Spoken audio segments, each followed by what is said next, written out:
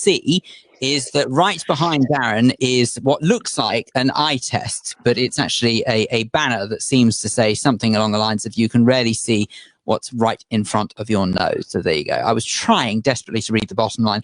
Ordinarily, when I have an eye test, I am quite lucky. I can still read the bottom line, but I recognize that this will never last forever because everyone else in my family wears glasses. So I'm fairly sure it's only going to be a matter of time. Anywho, that's not why you're here, Darren, by any stretch. It is really good of you to join us early. Thank you. Thanks a lot. Appreciate it. You're going to talk about, well, your life, and also the fact that you are the author of the book Finding Your Sober Bubble. I don't think anyone has to be a genius to work out what that title means you're going to talk about, but maybe you'd be so kind as just to tell us a bit about your, and I hate the expression, but tell us a little bit about your journey to sobriety. Where did everything begin? Well, it started actually right from the age of being, 4 or 5, remembering events that happen as you're growing up. And I think sorry, can we just clarify? You're not saying that you first tried to drink at the age of 4? No. I think emotionally, when you see things when you're younger, it stays with you. And I think when I first started drinking, it was early teens, and it was accepted. But as I grew older and got into the going out scene, as it were, I went out a lot earlier. And right from then, when I think back, I always drank a little bit faster and a little bit quicker than most people. But it really started when, I started a career in sales and traveling and business development, whereby I was away from home a lot of the time. And that, coupled with events probably in 2006, which was a massive year for me, meant that the drinking took hold a little bit more. In 2006, I found out my mum was ill towards the middle of February, and by the April she died. Cancer. It was real quick. In that same year, it's a shame. It really was. It was awful. But in that same year, I'd got Open University final exams because I was studying science. I'd also holding down a job. We got married in the September of that year, so knowing that my mum wasn't going to be there was quite a big, a big distraction, as it were. Yeah. And shortly after that, my wife became pregnant with our first child. So all these emotions rammed into one, and rather than dealing with them emotions, they were put somewhere else inside me and carried on the day-to-day life. After which my career progressed, and I moved on to, pastures new, still in the same kind of field, but I was away almost all week. And it's fair to say it was almost living a single life, because you're away, and I was entertaining clients all the time. Yes. And, it messes with your ego. I'm not going to lie. It was an all expenses lifestyle that most people would be, grateful for. But in the back of my mind, I always knew that it wasn't right. Perhaps, because yes, the money was great, the lifestyle was great, but at the same time, I'd got a young family at home, and I would come home. I'd get up at stupid o'clock, let's say on a Monday. I'd be on an airplane, and I'd be in the lounges, and you live in this lifestyle. Come home Thursday evening or Friday, absolutely wasted. You've been burning the candle at both ends, securing deals, doing all these wonderful things. But when I got home, it was as if, oh God, I've got to go, now I've got to listen to the kids, and I've got to do that. And it sounds really selfish, but I was just burning out. At the same time, my wife had, she'd been looking after the children all week. And she likes horse riding. She wanted to have a break herself. So she would go horse riding. I'd be left at, this sounds wrong, left at home. I don't mean left at home, but I'd be at home with the children. One would be at that age, around, one would be 3, 1, 7. And I couldn't wait to get back to work. And it was a vicious cycle. And all the time I was drinking more. And yeah, it kind of went from there, really. I got to a stage where I was either going to burn out, get divorced, or something maybe more sinister. And I thought, we've got to do something about this. So between myself and my wife, we made the decision, look, I've got to leave that job, which I did. But that didn't solve the problem of the amount that I was drinking, because while I was drinking, you could argue it was social drinking. Whichever way you look at it, it was far too much. It was binge drinking, and that's what I've always done. Well, sorry, Dan, I have to ask this because I think there's a lot of confusion about. I know that we have obviously the government guidelines in terms of the required or the rate, the not required, sorry, recommended, amount of units that both men and women should drink. I'm quite surprised actually no one's kicked up a stink about that before long. The fact that men and women. But even so, the fact that we have the recommended amount of units that a person should consume within a day. Yeah. I think it's within a week, isn't it? It's a week. Yeah, sorry. It's 14 units in a week. Right. Yeah. Okay. So we have those recommended numbers, but very often, I don't know about you, that doesn't mean that much to me. I have to confess, I don't know how many units are in something. And I don't really I don't think we've quite got the currency, for want of a better term, of alcohol quite right, because it's something that a lot of people don't really truly understand. So when we might have our recommended limit, it's quite hard to know when we're breaking that limit if it's something we don't understand or we're not taught properly. Yeah. Well, I think that there's a whole issue there around that, and the 14 units is, I'll clear that for you. It's basically 6 pints.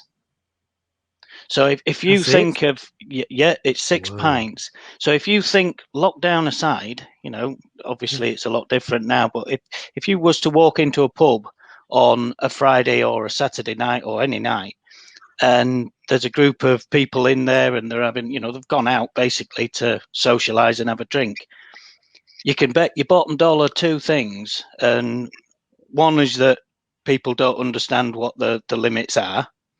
And 2, that the vast majority will be drinking more than that in probably one evening. Because certainly, the people that I associate with or did associate with and went out with, 6 pints would be a normal night. So to put that into a whole week, it kind of shows you that that them limits, rightly or wrongly, and it all comes down to perception, is that it's not a lot, really. Personally, I don't think, compared to what I would be drinking, If you don't mind me, which leads me on neatly, but please don't feel you're obliged to answer. We have a rule on men's radio. If you don't feel like answering, please don't. It's not the BBC. We're not interrogating anybody. But when you said you would binge drink, what? Yeah. Give us some idea, because to some people that might be like 3 glasses of wine. Oh, I've gone a bit tipsy. You know what I mean? What does it mean? Well, the best way I can describe that for me is I had everybody's got an on-off switch, but mine was broken. And once I started, I always wanted more. And you see the same thing with kids and sugar these days. They have one, they want more.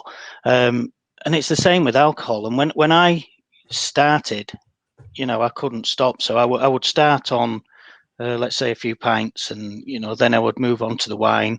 And it's just that vast quantity of alcohol. Maybe not vast, but it's a quantity. This is all in one sitting, Darren. It can be. I mean, I've been known to start, and obviously sleeping aside, but get up and then carry on the next day, whether that's at lunchtime or mid-afternoon.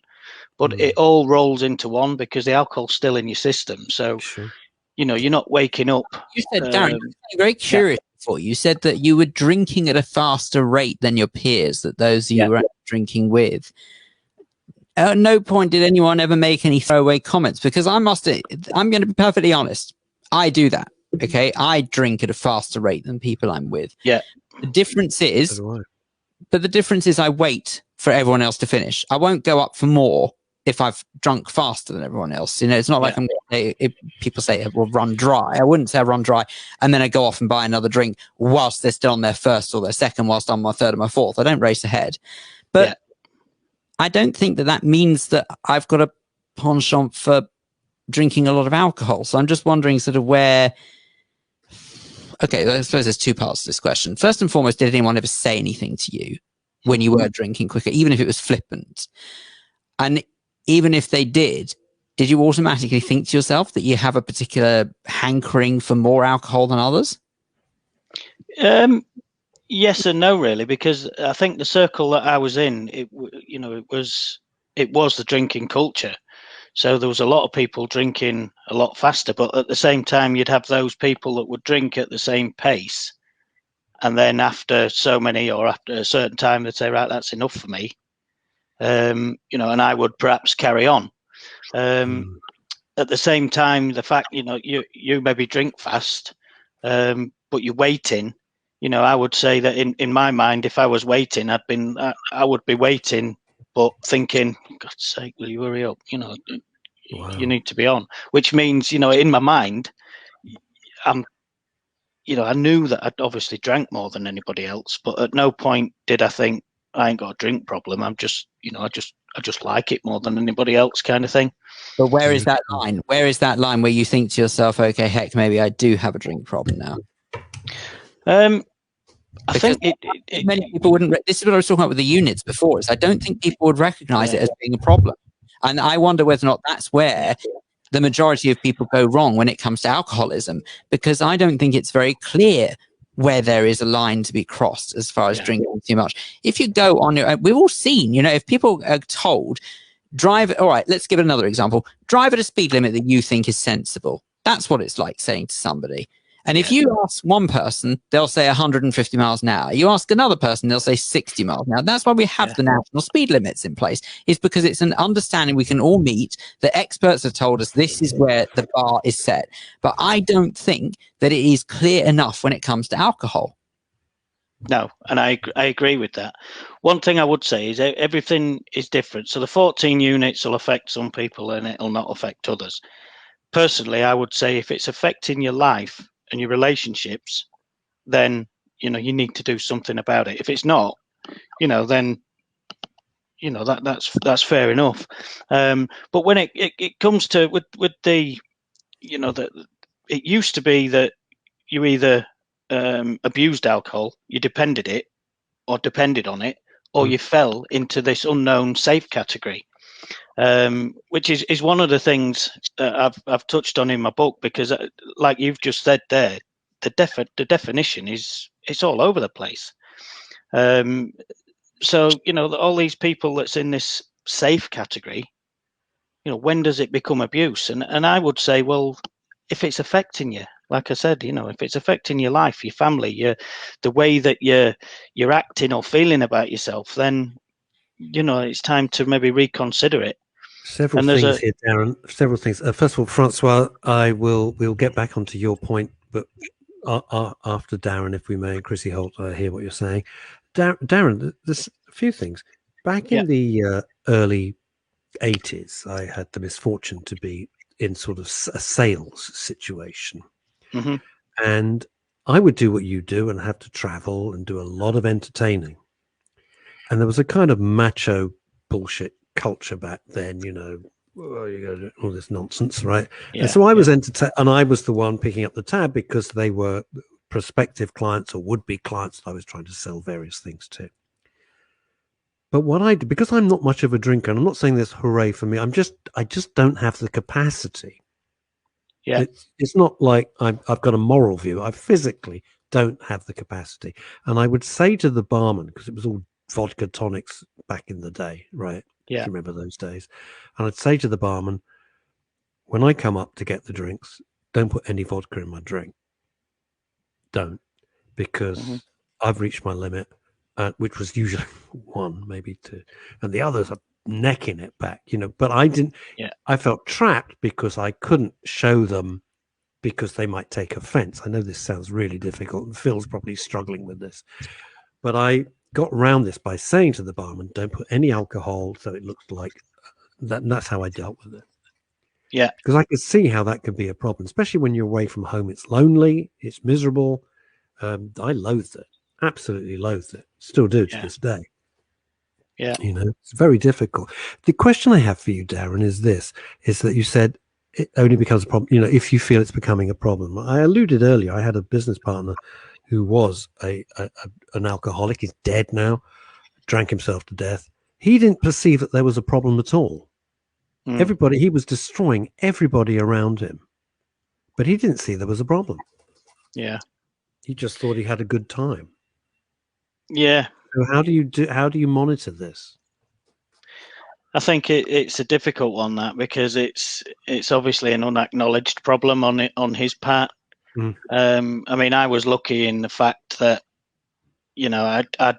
I'd got people around me that would, maybe allude to the fact that you're drinking too much, and I knew that, the relationship that I'd had with my wife, every argument that we ever had was to do with alcohol. Me drinking too much. To me, I wasn't drinking too much. I was just having a good time, like you say to your friend. But there comes a point where, you have to want to change. And if you want to give up, whether it's binge drinking, whether you're dependent on it, or, you just want to cut down or something, you have to want to do that yourself. It's no good other people telling you, yes, people can tell you and say you drink too much, you're causing problems.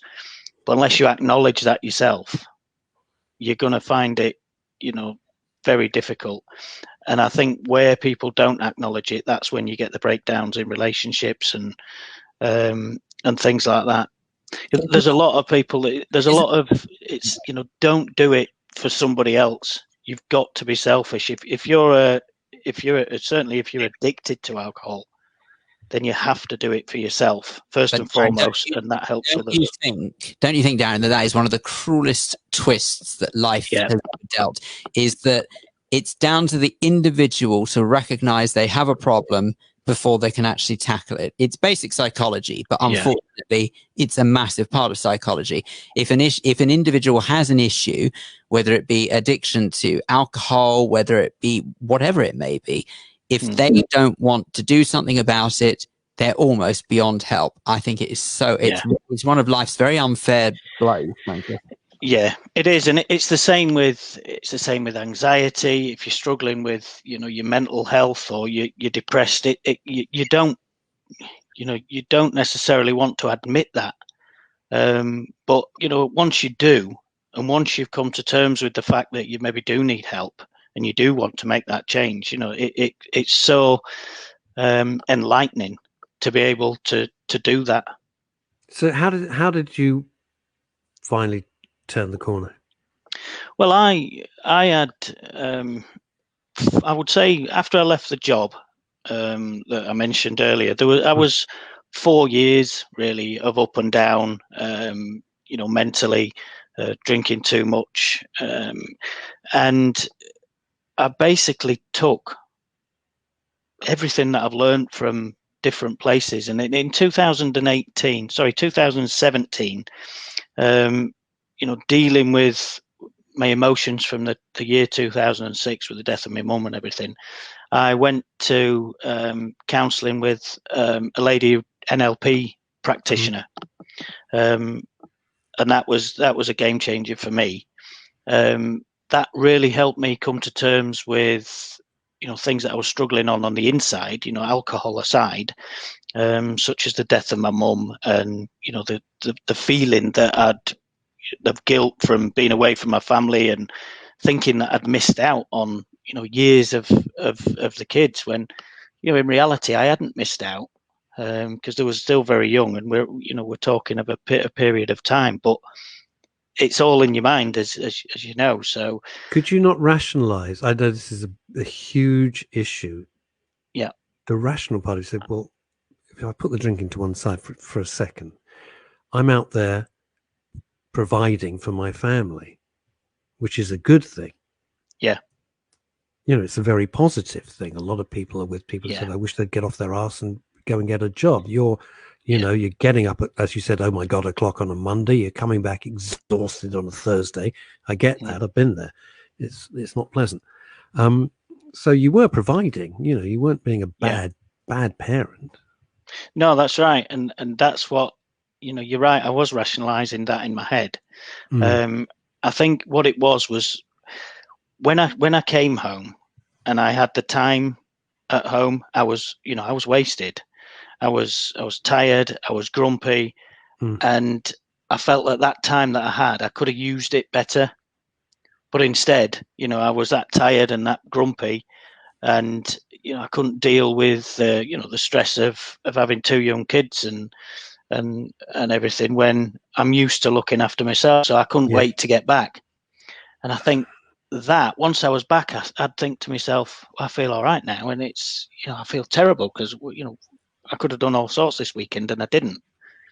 And then that leads to, you know, the continuation of, you know, thoughts in your mind and, you know, telling yourself that you've done wrong and things like that. But you're exactly right. You know, rationalizing that in terms of, well, I'm out here, I'm earning a good wage, and you know that it's. Were you traveling kind of abroad, or was it? counterbalances. Were you traveling abroad, or was it all the UK? No, it was abroad. It was Germany mainly, but you know, I travelled all around Europe. Well, certainly Germany's got a culture, because I know I used to do business over there. That they're very heavy drinkers. Yeah. I was Very in Cologne. Cologne is known for it's what they call Kolsch, and well, you go into the brauhouses over there and they give you a glass. It's quite a small glass, but in a lot of the places they just come and keep topping it up. And when you've had enough, you put your beer mat on the top, right. you know, and they just mark it off. But I would be visiting factories, and they were giving the workers. I know this may sound absolutely bonkers, but it's true. Breakfast beer, and in Germany they would brew specific beers. I mean, I couldn't think of anything worse, frankly, but that's just me. You know, they would brew specific beers for breakfast time. Yeah. The factories were very, very, very, very hot. It was very labor intensive. And that's what they were giving us. And considering what they were making was so dangerous, it was like a vision of hell. Actually. Yeah. Those particular factories, was molten stuff pouring. The noise was deafening. You said, Christ, and you're drinking on top of this. Wow. Yeah. So we have come quite a long way. Tell us about your book. Well, my book really it's called Finding Your Sober Bubble, and the subtitle is Overcome Alcohol by Understanding Emotions and Circumstance. So it's split, I guess, into a memoir of, you know, my younger life, how the emotions, you know, basically led to me drinking, how I stopped, and then the second half of the book is more, you know, it's got tips, it's got the importance of, you know, things like sleeping. There's some tips on NLP in there, and it's just a general, relatable, I hope, account of what a lot of people are going through there, because there's, you know, you don't have to be labeled an alcoholic to have a drink problem. And this is there's a big stigma around, you know, well, he's an alcoholic, or, you know, that alky or whatever. But, you know, I throughout my drinking, I wouldn't class myself as an alcoholic. You know, yes, I had a problem, but, you know, am I an alcoholic? In terms of what society's view of that is, I would say no. But, you know, there's a whole Can I just answer a question to Kimmy Lashmar? NLP is neuro-linguistic programming. That's what it stands for. It's a form of therapy, Kimmy. NLP. You see, the thing is, Darren, you know, people say, "Oh, alcoholic," and they walk along the Strand and they see some poor sod, you know, and a sleeping bat, you know, or shuffling along the street. Yeah, that's an extreme. That's the extreme side of it. Yeah. But a lot of people can cover it up really, really, really well. Yeah. You know. Yeah. And that, I must say, Darren, and please take this the right way. You look great. You look very well. You know, your whole demeanor, the way you look. So whatever happened to you, you really do seem to be totally out the other side, because you look fit as a butcher's dog, if I may be so bold as to say. Thank you very much. A lot of people come out of this and think, Jesus, what the Yeah. bloody hell, like a hedge pulled back. Yeah. So you look well, which is great. Are you teetotal now? Yeah, I haven't had a drink for 2 years, and I think I made that decision purely because I'd been up and down, and I'd had the odd few months here and there where I've stopped, but once I started again, whether it just be an occasional glass of wine or something like that, then it would always lead to more, and before you know it, I was back drinking, quite heavily. So, Darren, do you think you've got an addictive personality? I mentioned this earlier on, that I'm quite lucky that I don't consider myself to be like that. So whenever anyone offers me anything that's remotely a vice, I have the ability to say, actually, I've had enough now, thanks. No, I've got an addictive personality. I'm pretty sure I have. I've only got to look at chocolate to see that. But yeah, I've definitely got an addictive personality. But by going through the NLP, and I'm able to focus on that and kind of regame it in my mind. And by understanding it, yes, you have got an addictive personality. I'm kind of wary of it first. Do you think more emphasis needs to be placed, or more onus needs to be placed on others who aren't necessarily, quote, alcoholics? Because I was just thinking about what you were talking about before, when you said about going to an event and they sort of give you drinks the second you walk through the door and stuff like that. And I'm wondering whether or not maybe that is quite a backwards way of behaving, because you don't know the story behind the person who's walking into that building. It's not possible to know everyone who walks into things like that, to occasions like that. And just to offer a drink that's alcoholic really does put all the pressure on the person who has had the issue with alcohol to say, not for me, thank you. Whereas actually, if that was never there in the first place and it was down to the individual to go up and get something that was alcoholic, it would be up to them to actually physically walk up to a bar or wherever the drinks are to get them. Yeah. And if you look at it, alcohol in society, whichever way, whether you drink or not, it's glamorized. And, it's glamorized with births, marriages, deaths. It's Friday. Well, hey, let's open the Prosecco. And it's, someone will say, oh, you're going to pop round to our house for a glass of wine? And once you stop drinking it, it's almost like it's everywhere. It's promoted and it's glamorized, yet it's so easy to get sucked into that. And once you're sucked in and you're drinking more than you should, and it's starting to cause you problems, society in general kind of flips it on its head, and then you almost become a victim of that. But it's not looked at. Look at that. Poor sod. He's been through all this glamorization of alcohol, and now it's affecting him. It's almost like there's a stigma attached to it. So you're built up and then you're knocked down almost. A guy said to me, which I've put this in the book, but a guy said to me once, he says, would you classify yourself as an alcoholic? And I said, well, no, not really.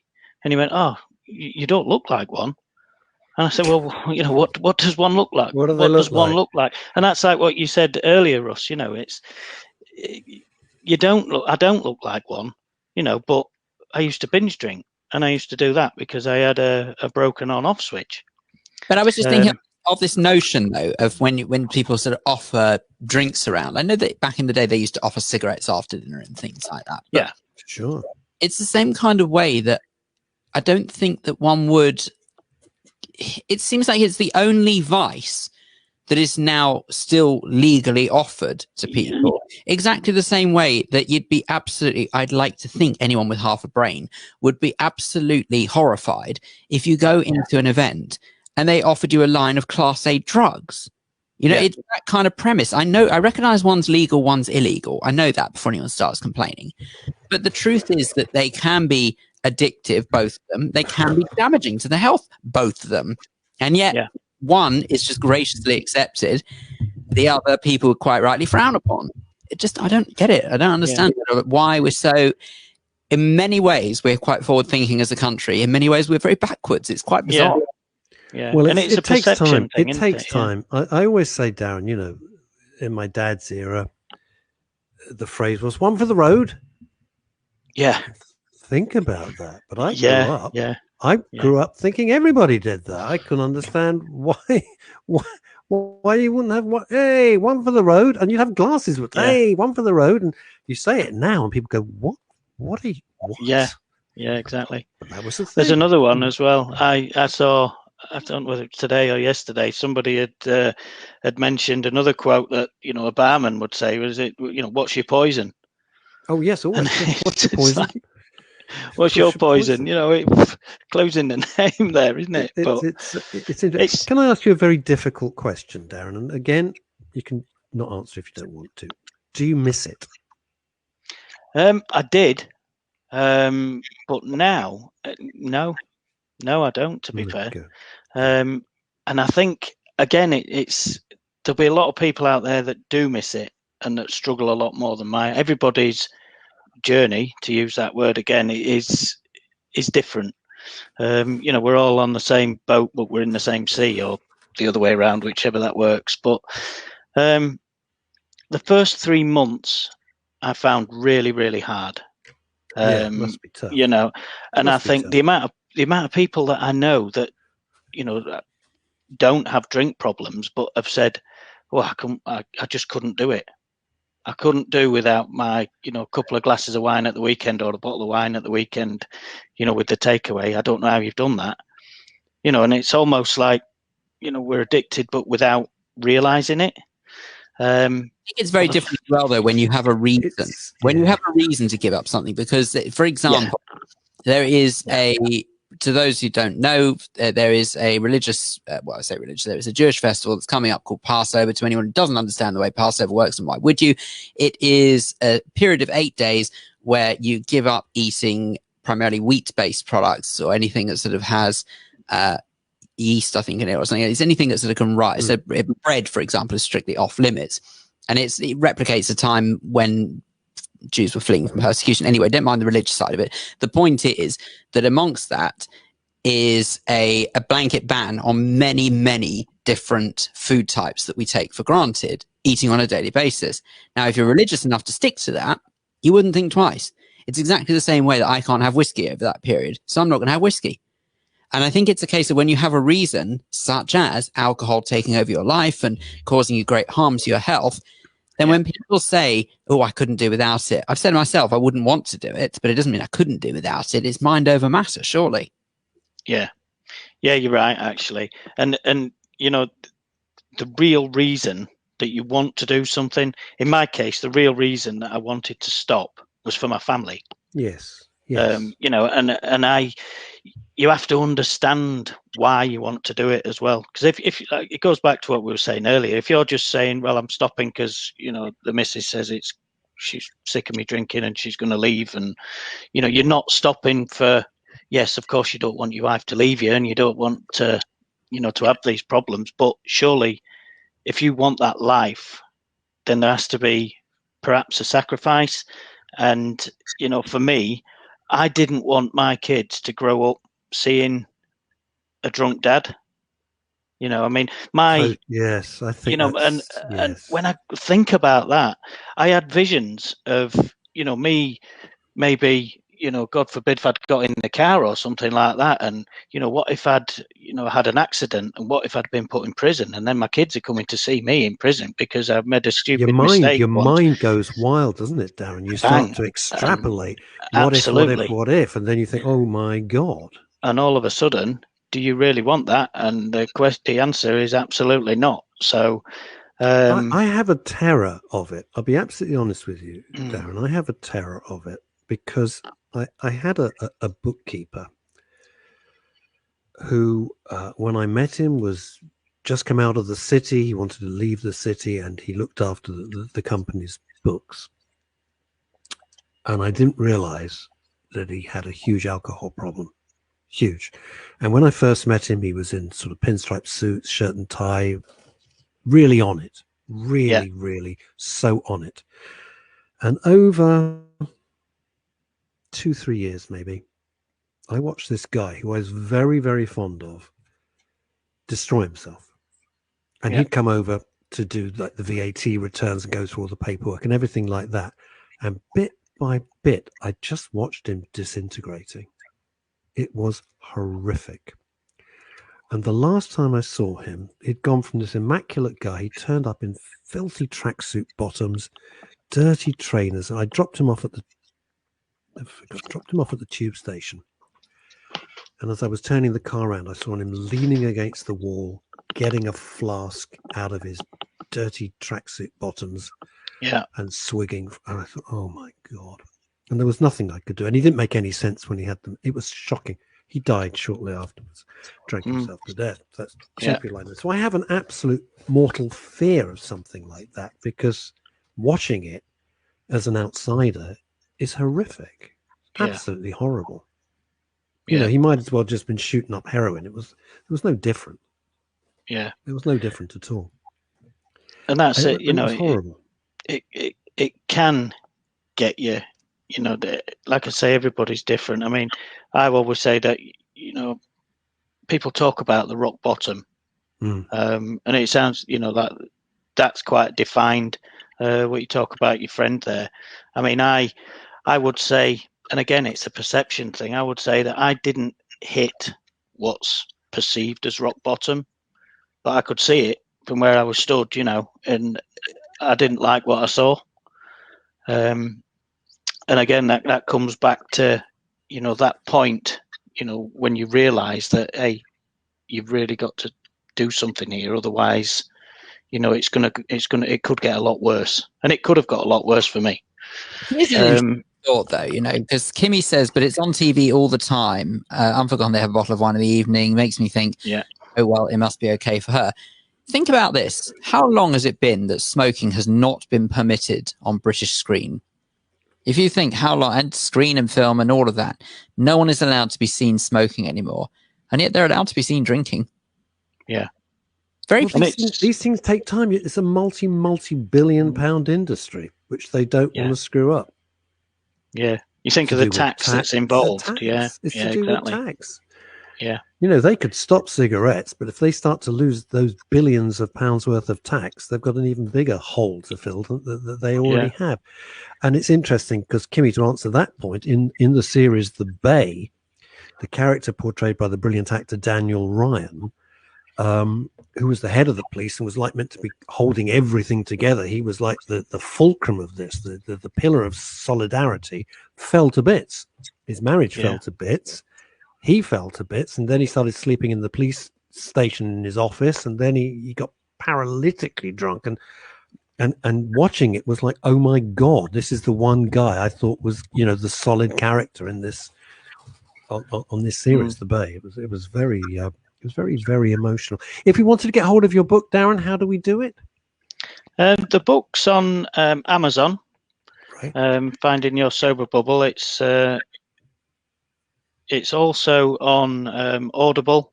So it's, is it? Bravo, you! I've actually narrated it myself as well. I've got to talk to you about. I'm trying to get.